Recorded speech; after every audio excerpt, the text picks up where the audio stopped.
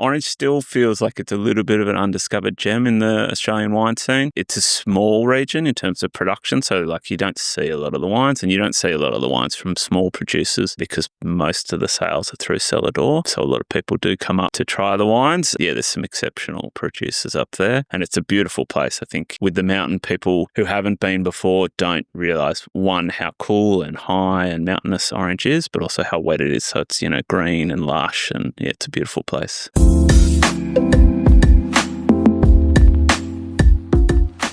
Today, we're talking to a man that was inspired by an 800-kilometre walk from France to Spain, and that cemented his career in wine. We're talking to Jonathan Mattick from Canobolas Wines. I'm Jason. And I'm Trent, and we're on an unapologetically unprofessional, unfiltered wine journey. We're saying here, Jace. Our saying is drink more, try more, learn more. And don't forget to like, comment, and subscribe. Jono, thanks so much for joining us.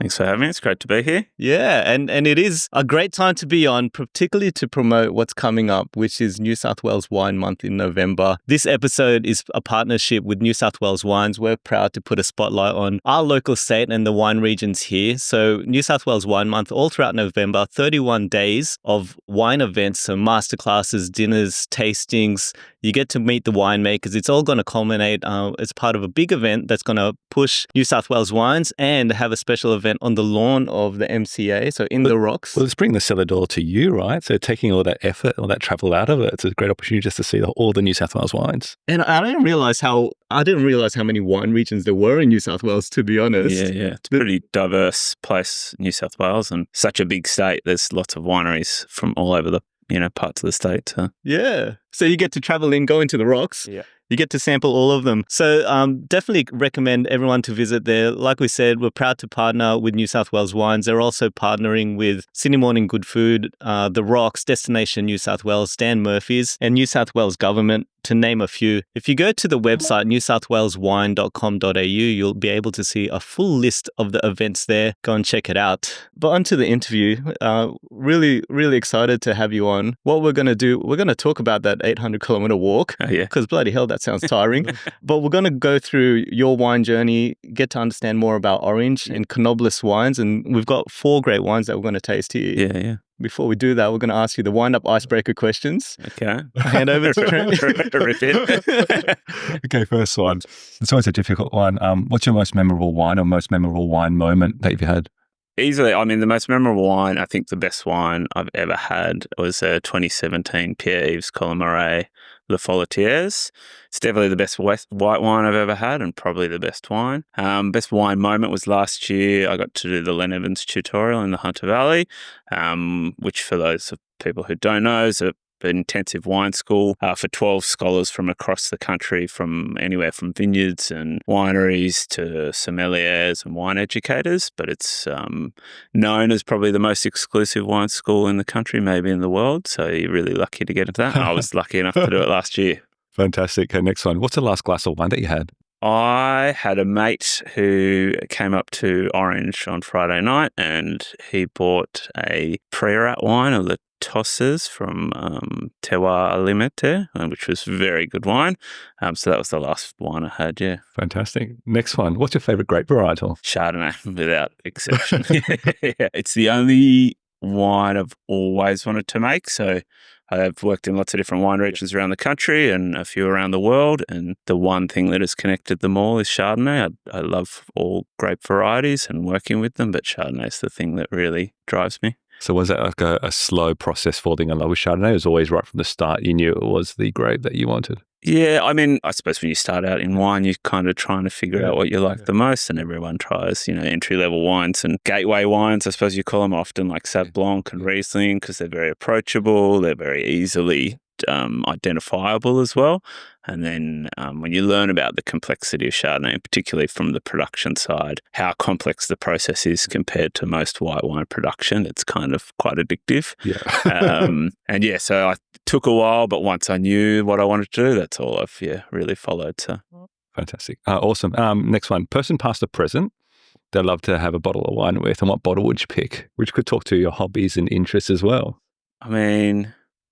David Bowie and some, Grand Cru Burgundy would be pretty cool night to sit and chat. Yeah, that'd probably be up there. Yeah, we'll organise that for you. Don't worry. Yeah, thank you. Yeah. Next one, unique or ultimate food and wine pairing? There's so many unique ones, but I think like I really like the classic things. So like oysters and champagne, or even the Melon de Bourgogne, which is from the Loire Valley, and oysters is very good. I love seafood. Yeah. Unfortunately, I don't live anywhere near the ocean, but that's probably the things that I would look for. I was like with wines and with food, I love freshness. Yeah. And those combinations, go together really well. Fantastic. And last one is, what's the biggest lesson learned on your wine journey? Probably you don't know everything, and neither does anyone else. So always be asking questions, try and move around as much as you can. If you're interested in wines, don't get stuck doing one thing or in one place or with one variety. Yeah, everyone's got their own methodology for doing things, and try and find out what the things that you like doing the most. So yeah. Which ties into the wine journey that we're probably going to delve into. But that's the rapid fire questions, Jace. Yeah, and so we do want to talk about the wine journey. And we were speaking earlier, I'm from Western Sydney, very proud about it. Yeah. You grew up in Western Sydney, is that right? Yeah. Near Dural, out kind of northwestern Sydney. Is there many wineries around Dural? No. Right. So Mandarin farms? There used to be. There was a lot of vineyards out near Penrith at the hills of the mountains there originally, like in Lyonnais. Yeah. But Sydney's too wet, unfortunately, to grow grapes. If you could grow grapes here, I'd live here. Wouldn't say that about the Hunter as well? Too wet? I mean, arguably sometimes, it is a bit too wet up there. But Sydney's very humid as well, as particularly over spring. So it would be diabolical for growers. They'd be out in their tractors every day. So if you're there and there's not many wineries around the area, let's talk about your love for wine and where it came from, and maybe it's got to do with this 800-kilometer grueling walk that you did. Your fascination with wine, where'd it come from?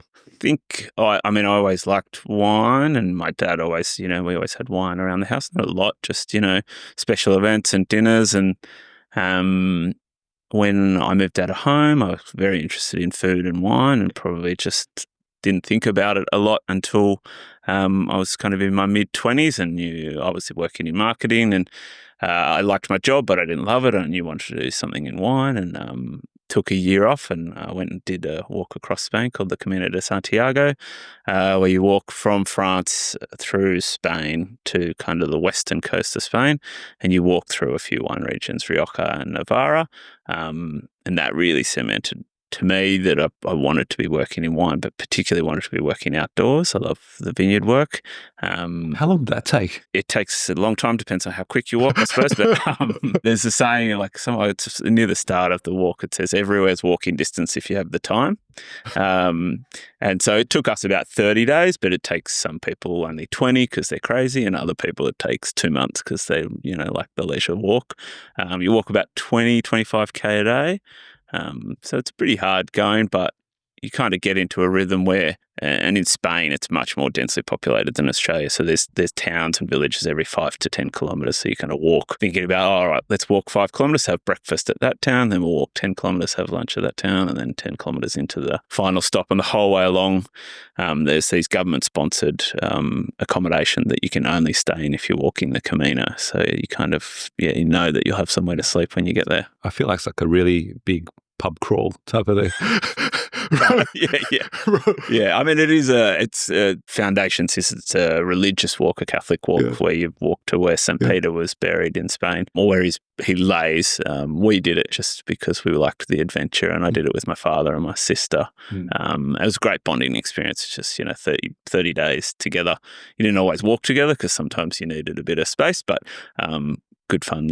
End every day with some wine and food and. You've got young kids now, so is that a goal as well as they grow up? Yeah, do the same walk? I would love to do it. Yeah, it's become much more popular now, and when we did it, it was kind of before big wave of people doing it. It was obviously always very popular, but also before smartphones and social media, so it was very off the beaten track.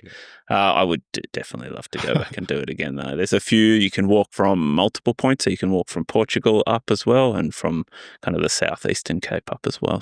So as you already had an interest of wine, you're doing this 800-kilometer walk every day, you're bloody tired, so you're very thirsty. Yes. So you're sampling wine every single day, and it was those wines that you were tasting that what piqued your curiosity even more? Yeah, it was. I mean, it was both that the quality of wine in Spain is very high. We don't see a lot of the best wines from Spain in Australia. There's some very good importers, but you've kind of got to seek them out. Yeah. And the food and that kind of culture, and then walking through the vineyards. It's actually, and if you go to any vineyards, they're usually in beautiful locations and they're quite peaceful places, and it's just really enticing lifestyle. Yeah. And then the drinking part's also pretty It's a fun. benefit. Yeah. So if you think about that kind of inspired you, and then you're working in the industry, and you've worked in a fair few different places. Yes, yeah. And you've also said you've done the Len Evans course, which was amazing. If you think about the top 2 or 3 experiences that really shaped your view on winemaking, what would they be, and what did you learn? When I was in the Mornington Peninsula, we were down there for about 8 or 9 years. I worked for a company called 10 Minutes by Tractor. And that was my first, I started in the vineyards with them and then moved into the winery, but it was my first real intense kind of experience of a winery that makes wines that are reflective of site. And they've got lots of different vineyards that are all 10 minutes by tractor apart. That's where the name comes from. But they're on really different soils and aspects. And so when those wines came into the winery, you were really trying to craft something that reflected where it grew. Previous to that, I suppose I didn't have the skills, but also had worked at places that were maybe a little bit bigger, and you were just more about the process of winemaking, where this was a bit more about where the fruit was from. And that was a real, for me, an experience that I have now taken on to everywhere I've been since, is that trying to make something that's unique from where it is, rather than, something that's copying or reflecting other people's trends. And then in my next role, I worked for a company called Handpicked Wines. I actually got an opportunity to go over and do vintage in Oregon, in Willamette Valley there. And that was really cool as well, because you just, growing up in Australia and working in the Australian wine industry, you deal with Australians all the time. And then you go over there and with Americans, and they've got a completely different view of the world, particularly, but also of winemaking. So you learnt a lot of things over there. It was quite unique, and really lovely people, completely different to the rest of America. Oregon's very down to earth, and a lot of farmers around there. It's very country. Doesn't feel Did it make you fall in love with Pinot then? I thought. Yes. Oh, and who doesn't love Pinot? Pinot over there is exceptional. Again, there's this thing where the wines over there, the best wines don't make it outside the country. America consumes almost all of the wines that they produce, and what we see is just a small sliver of the best stuff. I bought back some wines that were just unbelievable, and Pinot's great from Willamette. Yeah, hidden gems. Yeah, for sure. Yeah. So you took those experiences, and then I think it was 2021, you started Mount Canobolas as your winery. And we're going to go into that story a bit more. You've brought along 4 wines for us to try as well. So what we're going to do, we're going to start tasting a few of these and then continue to ask more questions. So I'll show this one to the screen first. So it's the 2023 Chardonnay from Canobolas Wines.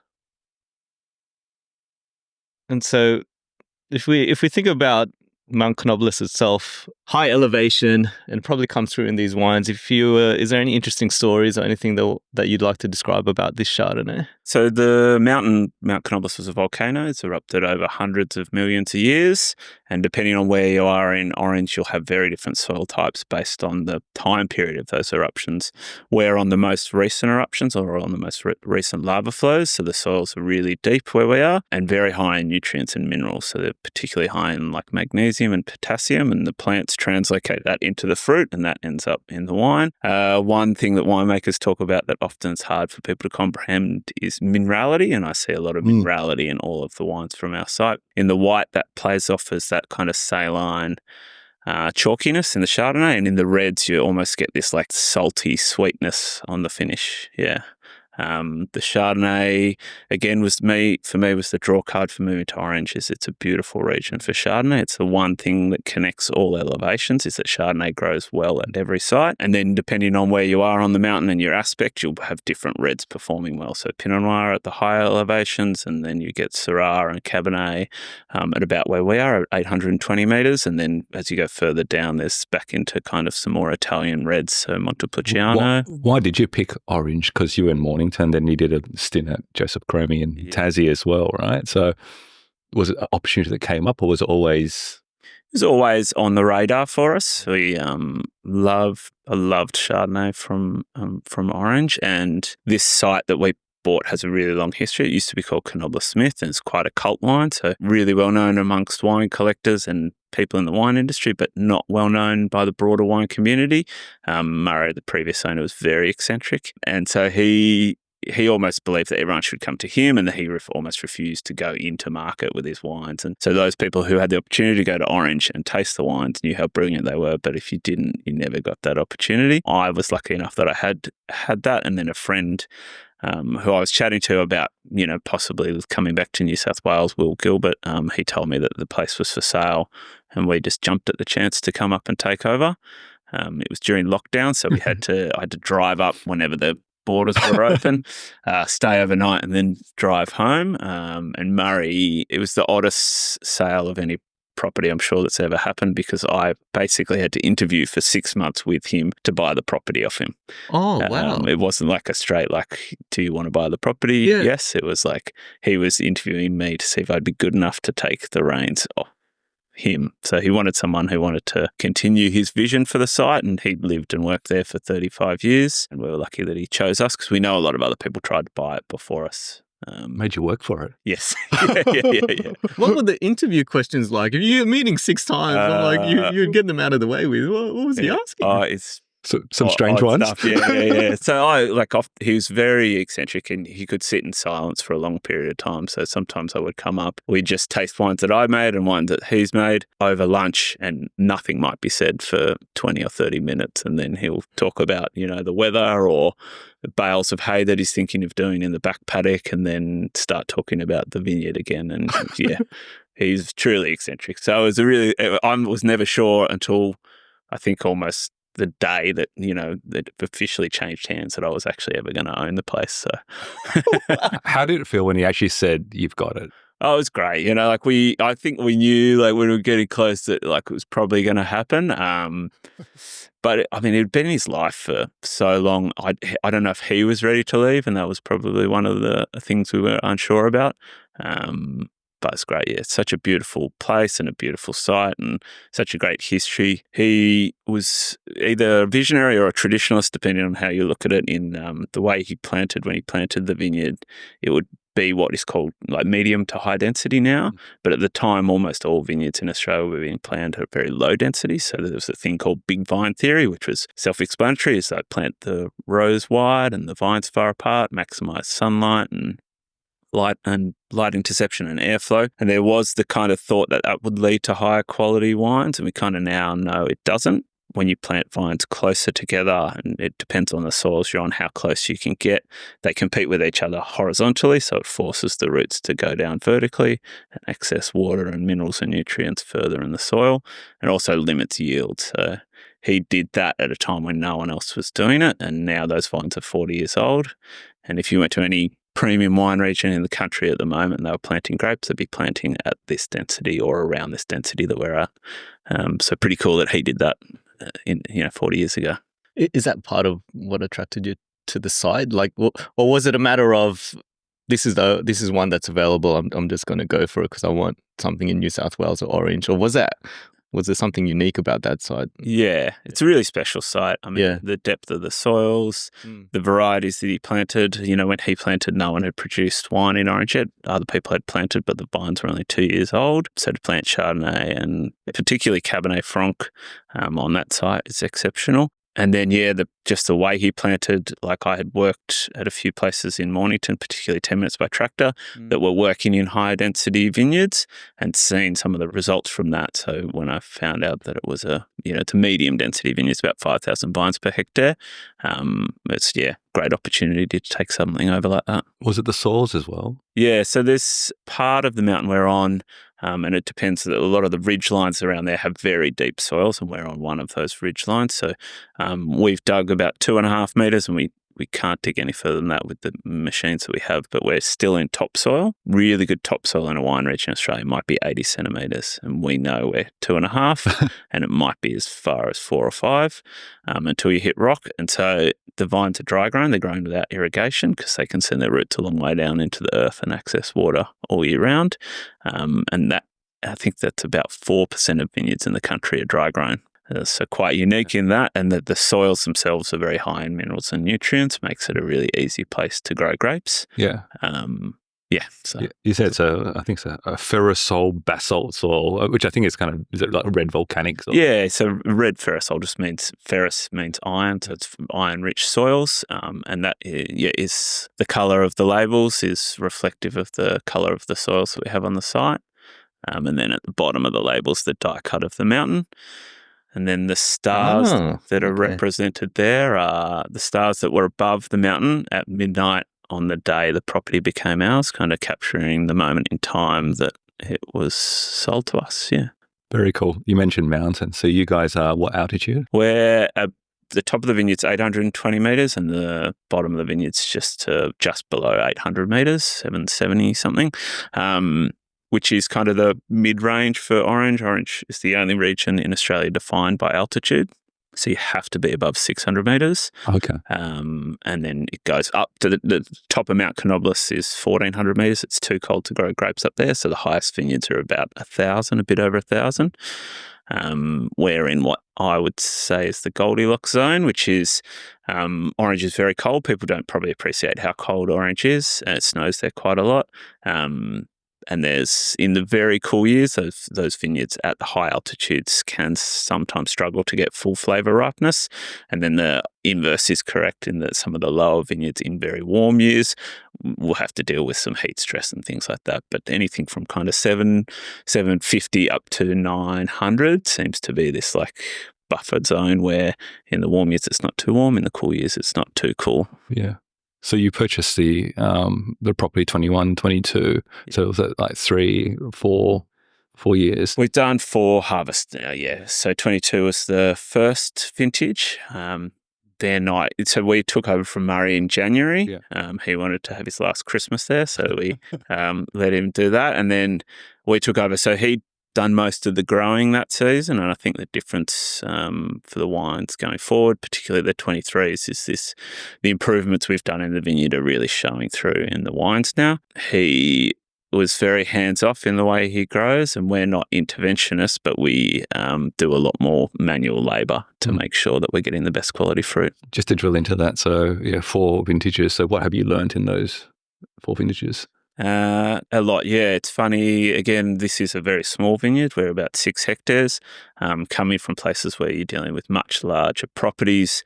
Like our Chardonnay, we pick in 7 different lots over about 2.5 weeks. At a normal vineyard, that would be picked in 1 day. So we keep all those parcels separate for as long as possible. We ferment them naturally. And then we're trying to build layers of complexity through variation on the site. Am I allowed to swear? Of course. Yeah. Okay, great. Awesome. Often when you read about Burgundy or you hear Burgundian winemakers talk, you think it's a bit of a wank when they're talking about the difference between here and just over the road there, and you think, it can't be true that's, so different. And now, having worked on a really small scale, the top of the vineyard compared to the bottom of the vineyard ripens at completely different rates, slightly different exposures, slightly different soils, but it's 2.5 weeks and they're picked at about the same ripeness. So just small little things, because at the bottom of the hill, cool air drains down overnight. So the bottom of part of our vineyard is actually the coolest spot. And it just takes longer to ripen there. Yeah. But it's a stone's throw. It's 150 metres. And then even throughout the block, we kind of divide them up into rows of 6 and we work with those, and you can see really different nuanced flavour coming from different parts of the vineyard depending on when you pick them. So I learned a lot, and now I believe the Burgundians, they're not all wankers, We were chatting to Steve Mobbs from NSW Wines. He said that, you got to try Jono's Wines. He's doing some interesting stuff with parcel selection. Yeah. Which is kind of what you're doing, which is kind of learning pieces, Yeah, exactly. And I know their side as well. There's a lot of variation in the rows, and they are now parceling stuff up by like top to bottom, Yeah. whereas we kind of go east to west. And it makes more interesting in the cellar, and I think the wines become more complex by having these little variations throughout. All of that wine ends up in one bottle. But yeah, that's the best way to build complexity for us. You have like down the mountain Chardonnay and up the mountain Chardonnay. Yeah. Bottom of the hill, up the hill. Yeah. 2 minutes by chocolate. 1 minute. Yeah. I think it comes through in the Chardonnay, like it having this, like you were talking about mineral, like absolutely you get that on the finish. But there's another savory flavor I can't can't state, but you get that savoriness as well on that finish. But to me, everything, it's got these different layers of complexity, but still those stone fruit flavors are the star. Like it's very prominent throughout it. Yeah, and that's again like having those individual parcels, and because we ferment everything naturally. Like if you come to the winery, and I hope you do, is if you look at each barrel actually has a different set of flavors because they're fermented differently at different rates. We don't use a lot of new oak. There is some. All the wine is fermented in barrel, but we try and stay away from making overly oaky wines. I want the fruit to be the main star of these, and because they have that delicacy and elegance in them, they could be quite easily swamped by too much oak. So I think oak should be in the background, kind of this platform that the fruit stands on, but not the first or the last thing you see in the wine. And that carries through actually through the reds as well. And the freshness from the elevation really comes through. That's a cracker wine. What do you think, Trent? Immediately when I drank it, you said it before, I could say there's a minerality that really just stands out.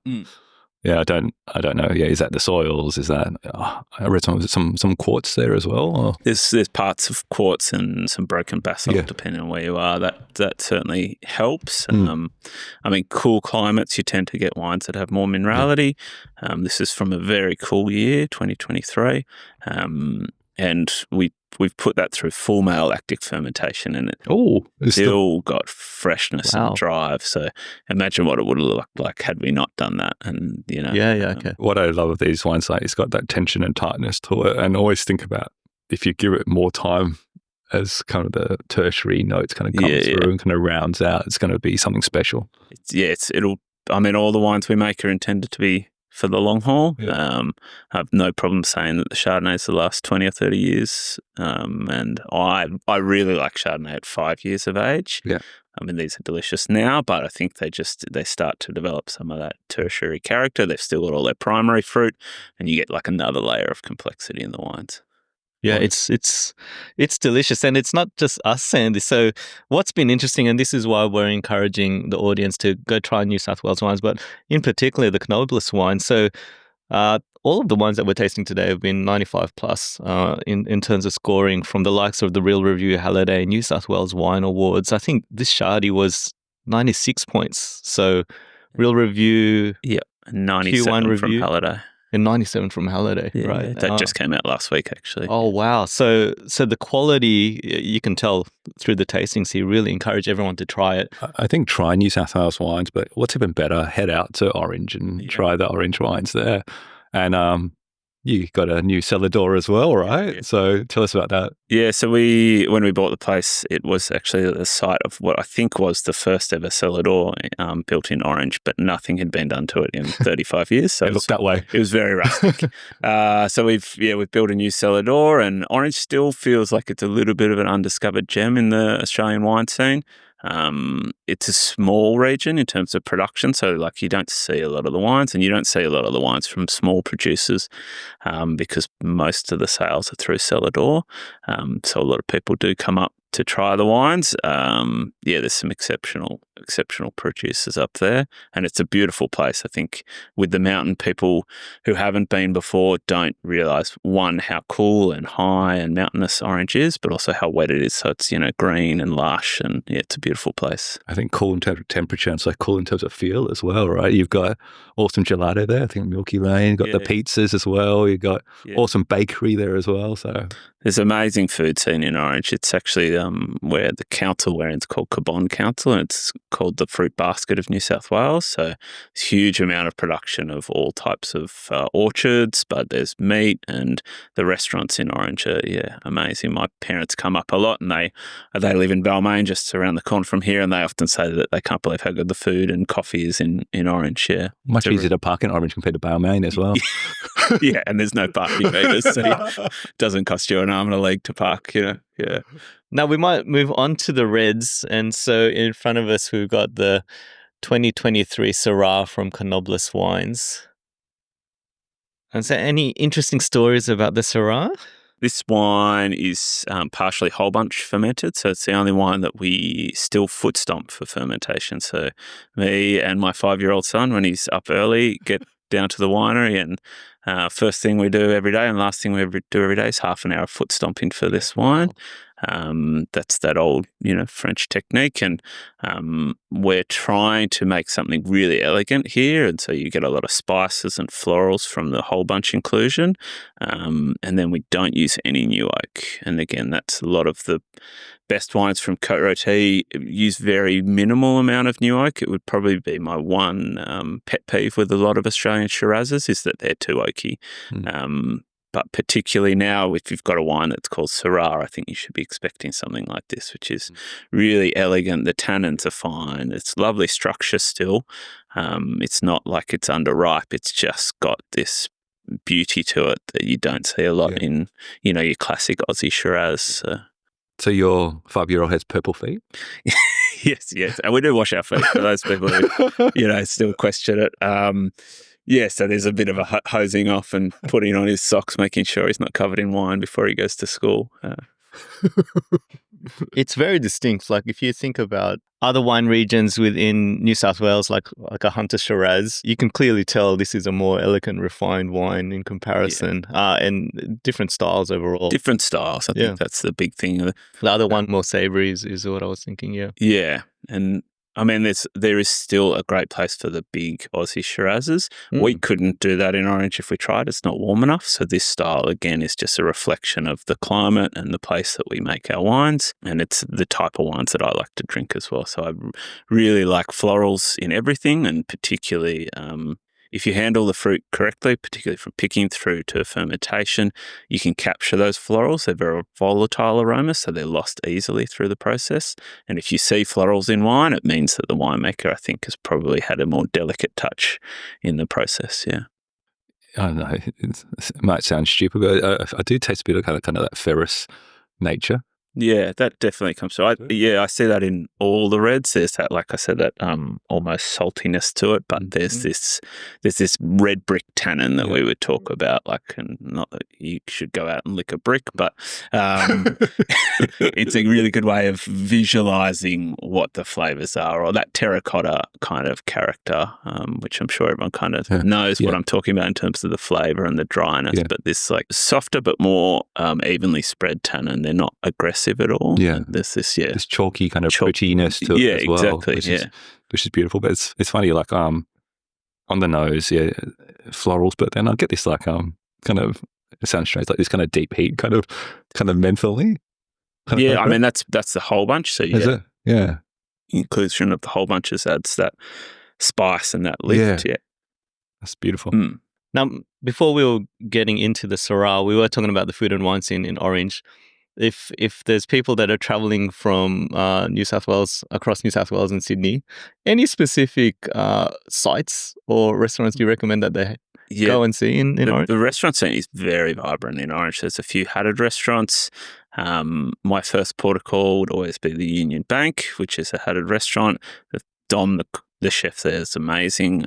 They've got a really great selection of wines from Orange. There's a cool little wine bar called Hey Rosy that could be, in any street in Fitzroy or in, Sydney. Lots of, natural wines and alternate stuff like that, but also some excellent local wines. Lots of places, there's lots of pubs that are doing really great pub food. And there's a new restaurant called Summer Street Wine Room as well, which has a huge selection of not just local wines, but international stuff. So yeah, there's lots to do. And then the cellar doors, of course, I would, spend a couple of days easily there. Yeah, absolutely. We went 2 years ago. Feels like 2 years just after lockdown.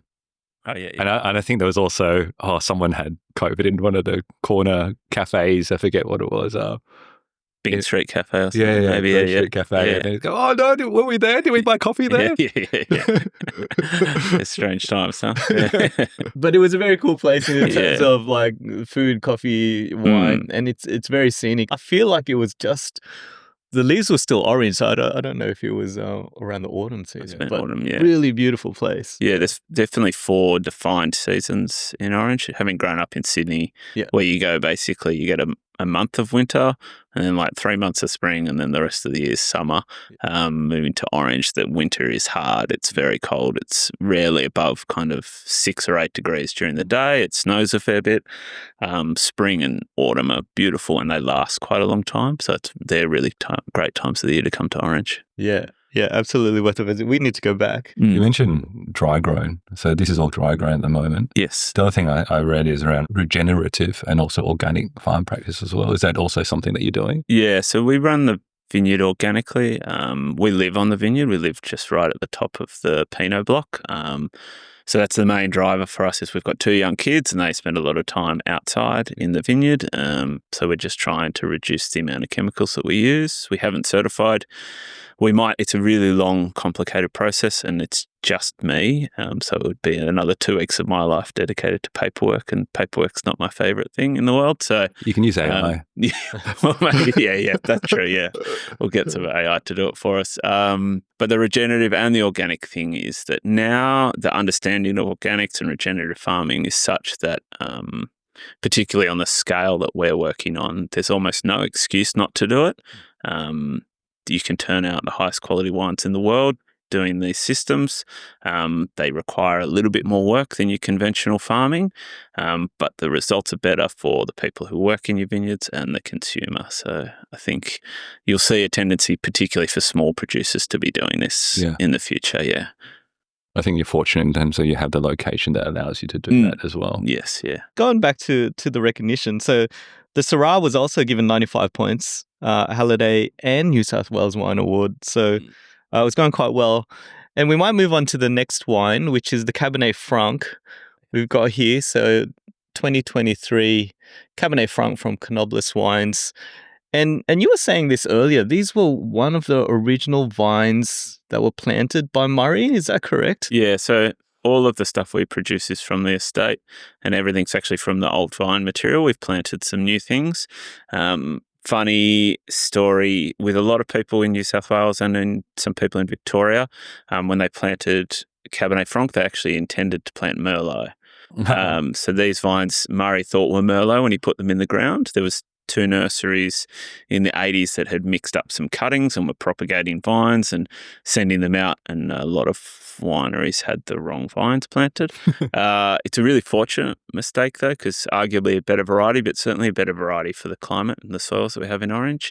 It's probably my favourite red from our site and probably one of my favourite reds from Orange. It takes a lot of work, Cab Franc. People probably don't realise that they've tasted it a lot. It's actually often in wines that have been labelled Cabernets or Cabernet blends.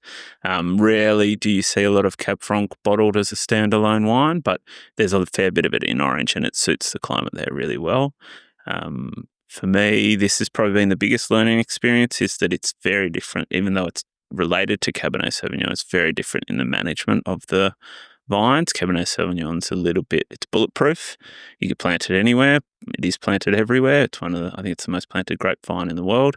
Cabernet Franc requires more attention and care. Particularly, it has a tendency to produce what we call methoxypyrazines, or these grain characters. And so to circumvent that, you have to do a lot more manual work in the vineyard, removing leaves and getting sunlight onto the fruit. And so, yeah, that's been a real cool learning experience. And I think the wines are showing that now. The first time I see it, heard that it's difficult. Is it more difficult than Pinot, or is it? No, probably not Pinot. Pinot's a wimp, but it's wonderful to work with Pinot, like when it's in the winery, but it's the whole time during the growing season you're worried about it. It's that needy child. Yeah, it's very needy. Cabernet Franc's not quite that needy, but it's maybe your middle child, where you don't have all the attention, but you've got to give it some. And I think, the wines now, like you'll see there's a few producers making some really beautiful Cabernet Francs from orange. So yeah, check them out. What are you looking for in creating a great Cabernet Franc?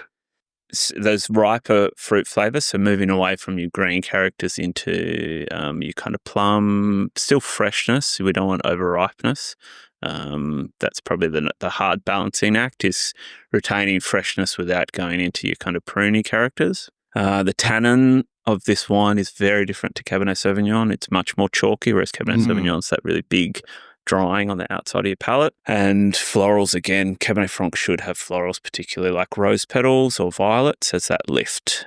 So if you see that in those wines, they've been grown well, probably. Yeah, I get that. That's that purplish with the methoxypyrazines, that kind of Cabernet feels, but I always feel like I want some like root vegetables with it or something like that.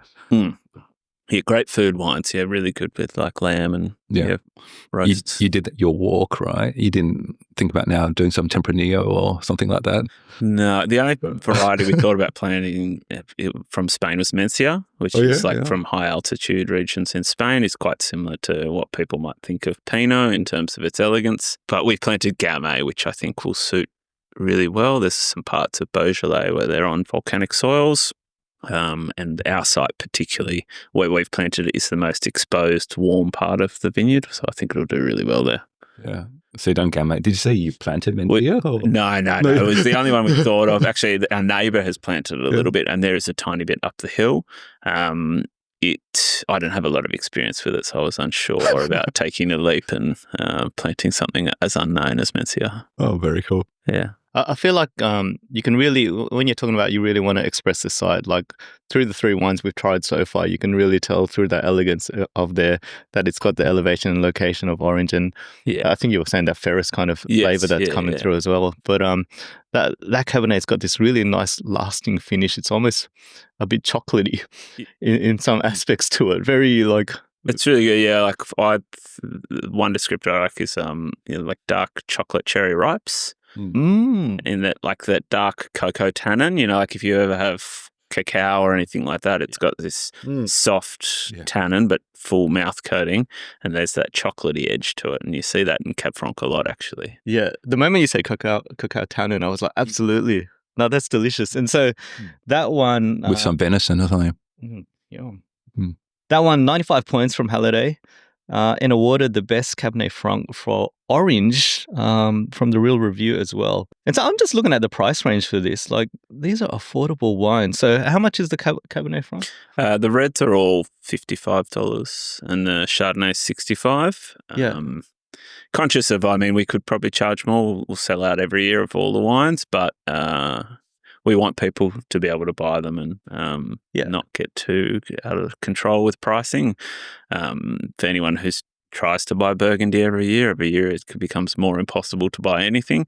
We might put the price up over time, but I think it's a really nice point for us where we're able to do what we do without stress, and then that people can purchase the wines as well. Absolutely. A very accessible price range for the quality that we're getting.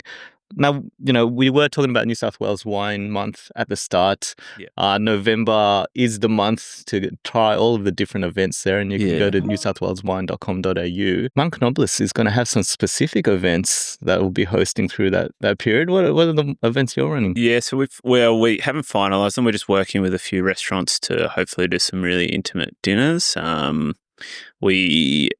don't know if I should say, because we put feelers out for people, but hopefully at Bistro Montcur and St. Peter, we'll have some like 12, 14-seat dinners where you'll get to try probably multiple vintages of our wine, and maybe even we'll dip into some of the older wines. It's also the 40th anniversary of the plantings at our site. So we're going to do an event structured around the last 40 years worth of wine, where we'll pull out stuff. I've got a really good collection in the cellar of wines back to the first vintages. So we'll do some dinners and probably do some blind wines where people have to guess how old the wines are. Yeah. One of the cool things about wines from Orange is they age really well, and often deceivingly well. So stuff that's 10 years old looks like it's sometimes only 4 or 5 years old. So it'll be quite fun to come along to those dinners. For people that never come across orange wines, as in orange, the region. region, orange, the type of wine. Yeah. Like, how would you describe orange wines? I mean, freshness above all, that energy in the wines. There's been this kind of evolution of the region, but also a revolution where there's a lot of new people who've come to town or people who've done their own thing. In the past, a lot of the fruit grown in orange was sent to other regions for processing. And now I think most of the fruit stays there. So there's a lot of boutique producers, which is really cool. So you have this like nuance in the wines because each producer's doing something different. And then again, for me, Chardonnay from orange is the standout. There are exceptional reds, Shiraz, Pinot Noir, Cabernet Franc, but that will depend on where they're grown, whereas Chardonnay is that one thread that joins the whole region together. You mentioned it's a young region. You said Murray was one of the first ones. So how old is the orange wine industry? It's very young. By world standards, it's extremely young. It's about 43 years, I think, are the oldest commercial vines. There was some Italians that had planted grapes prior to that that had set up orchards, but they were just used for their own personal kind of wine production. And Bloodwood was the first winery to plant in 82. And then there was a flurry of 4 or 5 after that, including Murray in 85.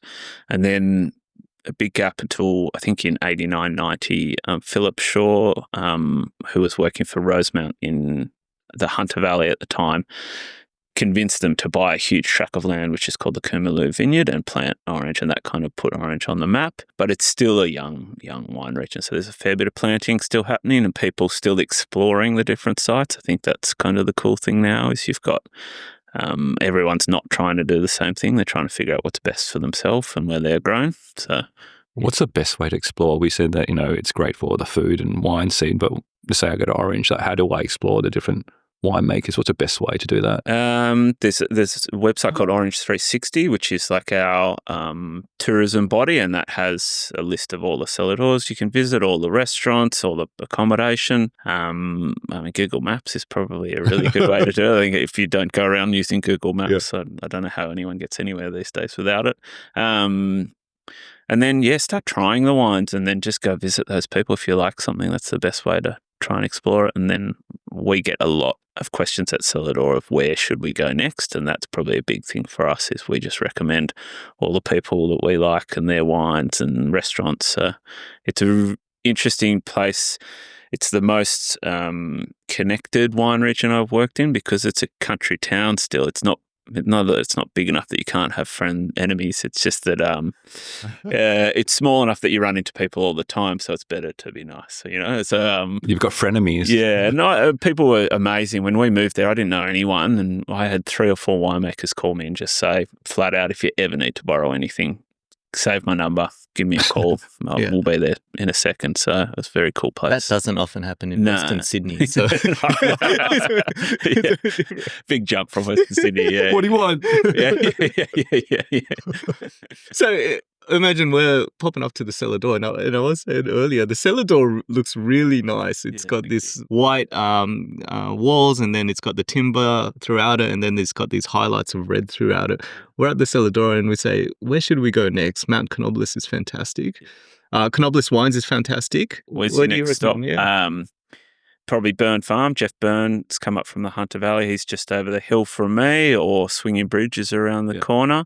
On the other side of town is Charlo Wines, who we've talked about. They're doing some excellent things. And then on the way between those is the Lake Canobolas, which is an excellent walk if you're into walking, or you can go right up to the top of the mountain. There's some beautiful hiking there. Yeah. They'd probably be the ones that I'd say to go hit up first. Mountain biking as well. Mountain bike. There's still mountain biking, around Orange. So it's a pretty cool place. Are you still doing much walking after doing 800 kilometres? Not that much at the moment. I know should be doing a bit more.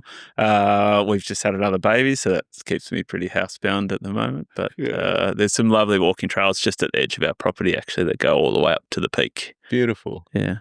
We've definitely got to go back. And so takes us to the last wine for today. So we've got the 2023 Cabernet Sauvignon. And I actually don't think I've ever tasted Cabernet Franc next to a Cabernet Sauvignon, so this will be good. Any interesting stories about this wine? When we took over, these vines were probably in the most need of work and a bit of recuperation. So the 22 wine was delicious for me, but I think for me, in terms of the work I've done in the vineyards, this wine reflects how far we've come in a year, and the 24, which we actually just bottled last week, is another step above this in terms of that concentration of flavour and depth, and the tannin structure's just delightful. And there's still that elegance to it, but there's no green characters, which is a really hard thing to do with Cabernet, is to get it right, particularly in a cool climate. So this 23 was a cool year. This was on the vine until in May we picked the last grapes off these vines, which is very late in the Australian cycle. And I think there's that depth of flavour in this wine that I really love, and it's done really well. Won a couple of big awards, won the New South Wales Best Cabernet Sauvignon trophy, and has been reviewed quite highly. So yeah, really proud of this one. It's a very different Cabernet to like Canobolas Cabernet as well in terms of style. It's a lot more prettier, right? Yeah. Not that everyone in Australia started chasing ripeness. It was that Parker effect where he's kind of influenced people to start looking at 15, 16% alcohol wines. If you go back to like the early 80s, particularly like in Coonawarra and before mechanisation of the vineyards, all of the best wines from there were 12.5%, 13% alcohol. They weren't big, brooding, dark things. And there are still some great examples of that.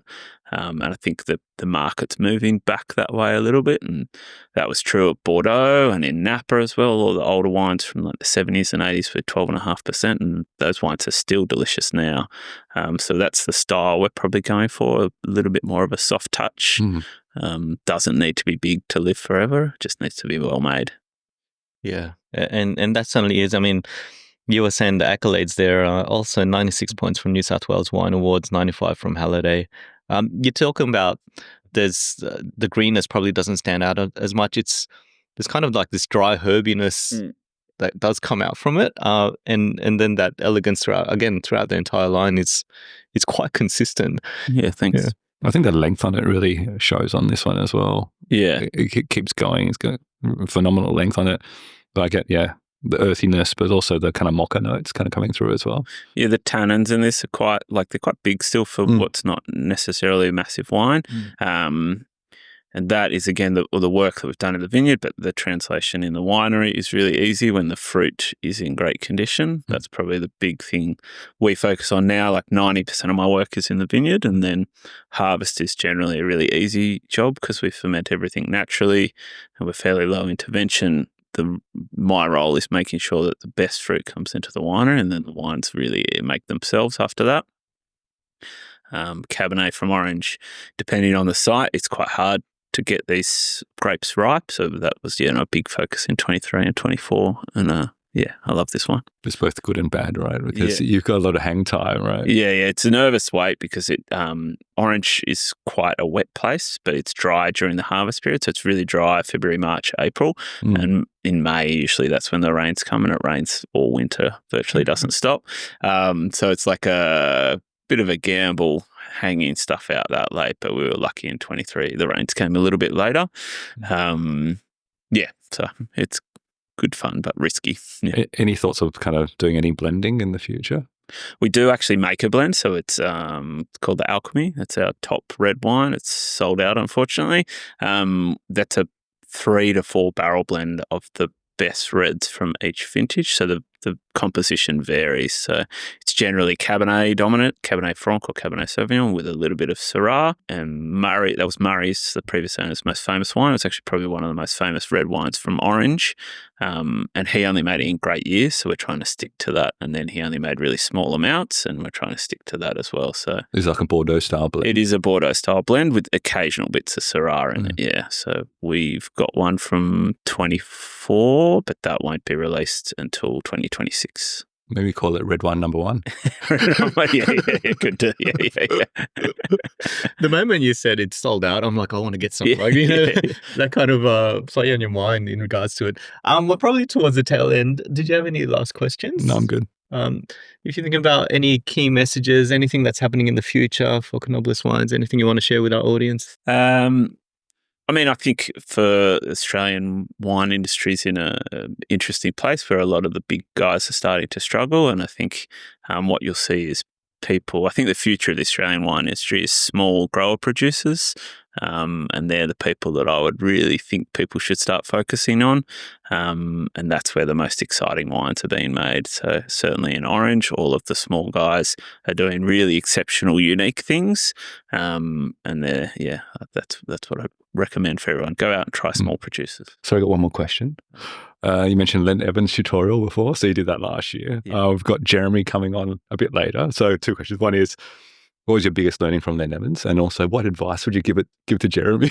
Biggest learning was that probably again that thing, like not everyone knows everything. So you often at wine shows, you judge in a panel because that's why you need a panel of people to kind of talk about wine. And that's the best thing about wine is this discussion piece. So like it's endlessly fascinating and you could talk forever, and it's great to listen to other people's perspectives. Don't always assume you're right.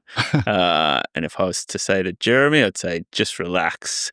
You literally are tasting the best wines in the world. They're all great. Don't worry about it. Have some fun. It's pretty nerve-wracking because there's a room of there's 12 scholars, and up the front there's a panel of the most experienced winemakers and palates in the Australian wine industry, and you're scoring, and then after you've revealed your score, they tell you their score. So there's that like moment, like, did I get it right? But there's almost no wrong answer in that the wines are all delicious and they're all very great. So before we end up on our reflections, if we think about New South Wales in its totality, Orange, absolutely recommend everyone to go visit. Are there any other regions or wineries that you'd recommend or that you've got your eye on where you're really enjoying what they're doing within New South Wales? Yeah, I mean, Canberra's beautiful and the wines from there are exceptional. If we hadn't moved to Orange, we were looking at Tumbarumba. The Chardonnays for Tumbarumba are world class. Quite a small region.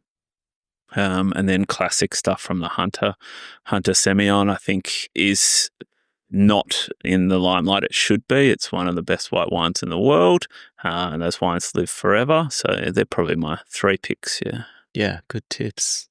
All right, last reflections, Trent. Last reflections is that I think I've been very excited about Orange and what's coming from that area, and just having these wines again has kind of reinforced that point. But trying these wines again, it's about elegance, it's about prettiness, it's also expression of place. Like I said, ferocity kind of comes through all the wines as well, and that minerality really comes through. So I'm really excited to see 4 vintages into where you are at and where you'll be like in 10, 15, 20 vintages going forward. So thank you very much. That's all right. Thanks for having me. Yeah, I kind of feel like being a Western Sydney boy, born and raised, I'm really proud of what you're doing and the wines that you're producing, but proud of New South Wales wines overall. It's there's some fantastic wines, and this tasting that we've just had here, great wines that really show the site. Like you can tell these are from a site of elevation with great quality and the terroir around it. And it's got that distinct identity, which is the work that you've been doing and the work that the site's been doing as both the vigneron and the winemaker. So that really excites me. It excites me that you've gone out, traveled, gone to different states, traveled the world, come back and help boost up the profile of what we're doing here. I think these wines are fantastic. Highly recommend everyone to go try Canobolas Wines. Also, New South Wales Wine Month coming up in November. Go get involved. Go check out the different wineries there. Lots of different events, masterclass dinners and tastings. newsouthwaleswine.com.au is where all the details are at, so go check it out. Jono, thanks so much for coming on the show. We really appreciate it. Thanks for having me. That's us here. As we like to say, drink more, try more, learn more. Thanks all.